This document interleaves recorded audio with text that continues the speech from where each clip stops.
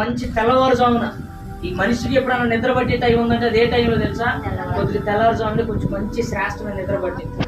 ఆ టైంలోనే అసలు ఊహించలేదు వాళ్ళు ఎలాంటి పరిస్థితులు వచ్చినాయో, ఇలా జరిగింది అనుకుని. కొంతమంది అయితే చాలా మంది గురించి ఆ రాయబడిన వచ్చిన వార్తలు ఏంటంటే, కొంతమంది పండగ అని చెప్పి, దీపావళికి అని చెప్పి కొంచెం వాళ్ళ ఫ్యామిలీతో కుటుంబంతో సంతోషంగా ఉండాలి, సంతోషంగా గడపాలన్న ఆలోచనతో వచ్చి చక్కగా కుటుంబంతో గడిపారు, ఆనందంగానే గడిపారు.